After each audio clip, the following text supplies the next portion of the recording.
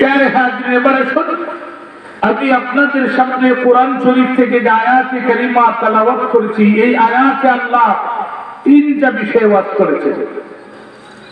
الذين يؤمنون بالغيب ويقيمون الصلاة।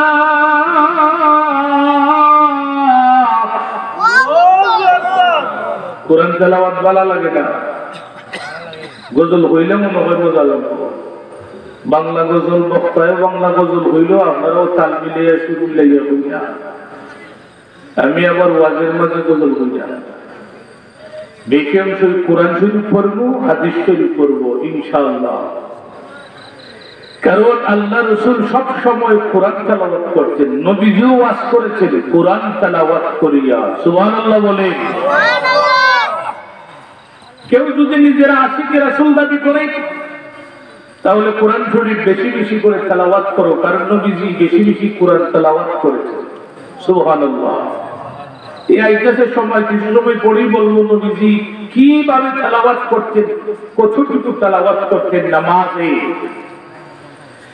তো আল্লাহ এখানে বলেছেন, যারা আমি আল্লাহকে না দেখার পরও বিশ্বাস করেছে এবং নামাজ কায়েম করেছে, এরপরে বলেছেন ওয়ামিম্মা রাযাকনাহুম ইউনফিকুন, এবং আমি আল্লাহ তাদেরকে যে সম্পদ দিয়েছি, সম্পদ থেকে যারা আল্লাহর রাস্তায় ব্যয় করে, এর এই সকল কাজ জুড়ে বলেন সুবহানাল্লাহ।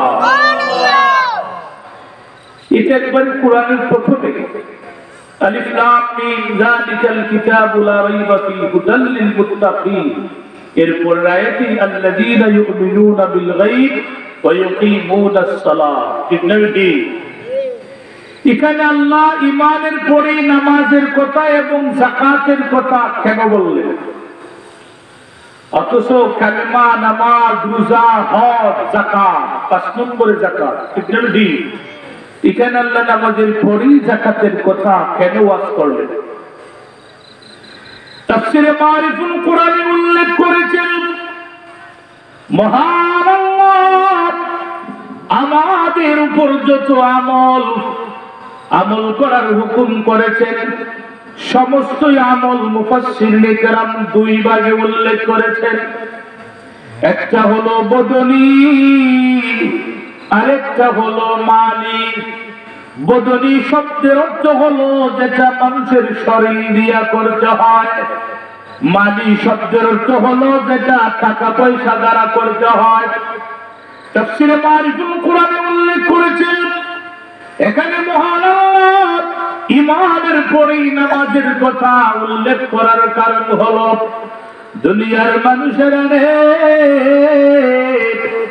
যেই মানুষের বডি দিয়া নামাজ আদায় করতে পারবে, ওই মানুষের বডির দ্বারা মহান আল্লাহর যে কোনো হুকুম পালন করতে তার বডি দ্বারা সহজ হবে।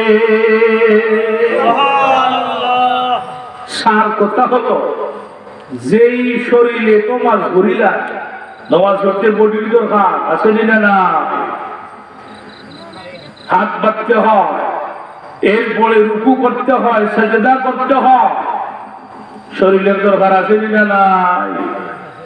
সার কথা হলো, যার শরীরে আল্লাহর ৫ ওয়াক্ত নামাজ আদায় করতে পারবে, তার শরীর দিয়া আল্লাহর যে কোনো হুকুম পালন করতে পারবে। জুড়ে বলুন সুবহানাল্লাহ।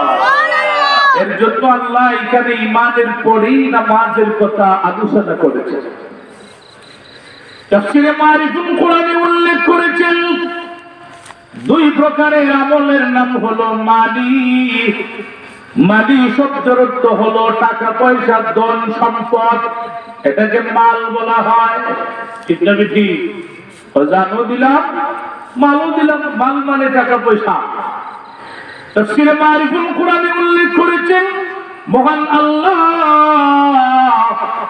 ঈমানের পরে নামাজ, এরপরে যাকাতের কথা কেন আলোচনা করেছেন? দুনিয়ার মানুষেরা এর জন্যই আল্লাহ যাকাতের কথা আলোচনা করেছেন। যে মানুষের সম্পদ দ্বারা যাকাত আদায় করতে পারে ওই মানুষের সম্পদ দ্বারা আল্লাহর যে কোনো হুকুম পালন করতে পারে। বলেন সুবহানাল্লাহ। যাকাত হলো 40 ভাগের 1 ভাগ। 1 লাখ টাকার মাঝে 2,500 টাকা যারা যাকাত দিতে পারবে তার সম্পদ দ্বারা আল্লাহর যে কোনো ইবাদত করতে পারবে, তার সম্পদে বাধা দিবে না। জুড়ে বলেন ঠিক না বেঠিক? এর জন্য আল্লাহ এখানে ঈমানের পরেই নামাজ এবং যাকাতের কথা আলোচনা করেছেন। এবারে সব নামাজ, নামাজ সকল নবীর আমলেই ছিল। সুবহানাল্লাহ। আদম আলাইহিস সালামের আমলও ছিল, ইব্রাহিম নবীর আমলও ছিল, মুসা নবীর আমলও ছিল, ঈসা নবীর আমলও ছিল। আমাদের নবীজির আমলে 5 ওয়াক্ত নামাজ আল্লাহ ফরজ করে দিয়েছেন। যদিও আমরা 5 ওয়াক্ত নামাজ আদায় করি, সওয়াব দিবেন 50 ওয়াক্ত নামাজে। জুড়ে বলুন সুবহানাল্লাহ।